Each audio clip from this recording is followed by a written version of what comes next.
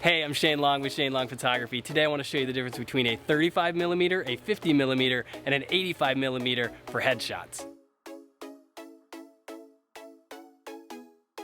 As we get started here, I just wanted to take a second to show you the lenses that I'm using in this video. The Canon EF 35mm f1.4, the RF 50mm 1.2, and the EF 85mm f1.4 IS.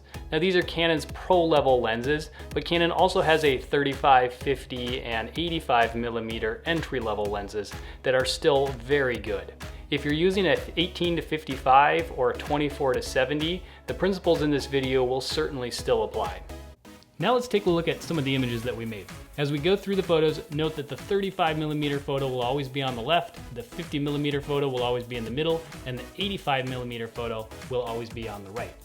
My subject did her best not to move at all, but because an 85mm is way more zoomed in than a 35mm, my distance between me and her increased.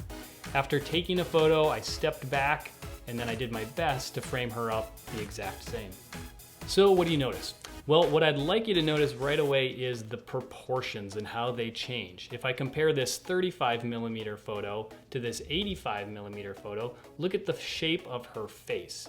In this one, it's stretched out, it's made longer, it's much more of a long oval shape, whereas this one is more of a circular oval shape. Her forehead is longer, her nose is longer.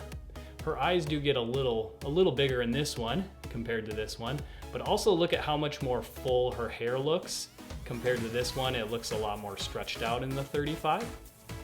The 50mm sits in the middle between the two. If we want, we can just kind of look here at just the 35 and the 85 photo, so you can compare just how different the proportions are between the two lenses. This is the second set of images we made, and what I want to compare here is how lens selection affects posture. So she, again, didn't move at all, but you'll notice in the 35mm photo, her posture just doesn't look as good. It kind of looks like she's slouched, whereas in the 85mm photo, it looks like she's standing up tall and confident. She didn't, again, move at all. All that happened was I switched between a 35 to an 85, and I backed up farther. Her head, especially in this one, almost looks surreal or fake, like it's floating out in the middle of the air. It's proportionally too large compared to this one, where her hair again looks more full, her head is the right shape and size and correct size in relationship to the rest of her body. Another way you can tell she's being stretched and distorted is by looking at the top line of her outfit. So in the 35mm, it's being tilted down. By the 85mm, it's leveled out. And all those lines, though you can't see them, are playing into how she's being stretched and how she's being relayed into the image.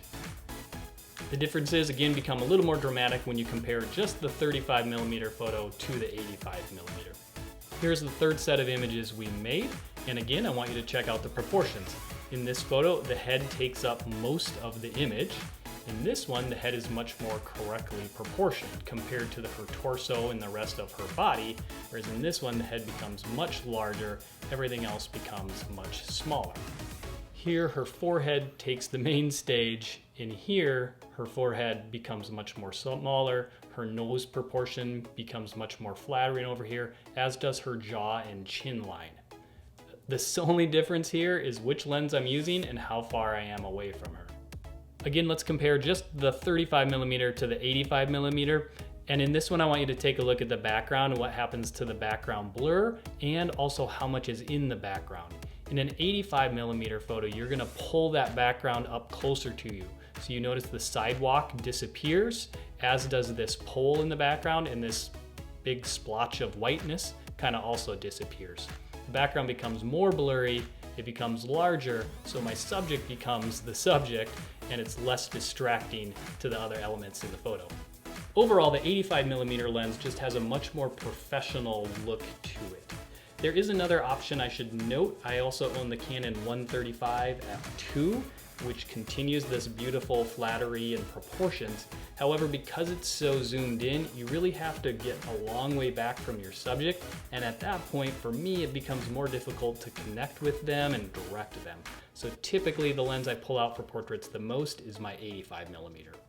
All right, so there you have it. That's why for me, the 85mm or the 50mm, those are my lens choices for headshots. The 35mm just kind of distorts things too much, and it ends up not being as flattering.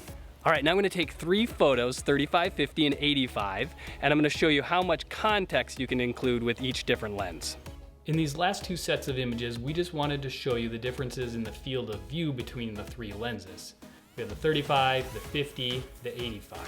So the 35 is gonna show you a lot more of the context. The 50 is gonna show you a medium amount of the context. The 85 is gonna zoom in a lot more. She didn't move in these photos, I didn't move. I'm standing in the same spot. All I'm doing is swapping my lenses. You can tell with the 35, I'm gonna have to get really close to her to do a headshot.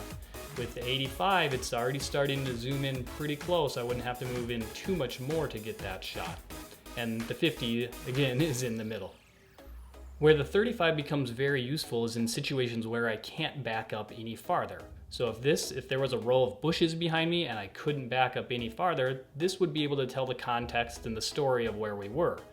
This lens, however, would not be able to tell the context of the story because with the 85, if I can't back up anymore, I am not able to get a photo that includes everything that I want to see.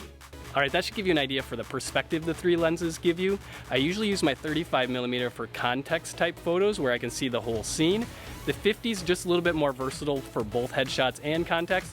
And the 85 is great for if you can get back really far for showing context, but mostly it's great for headshots and maybe full body shots.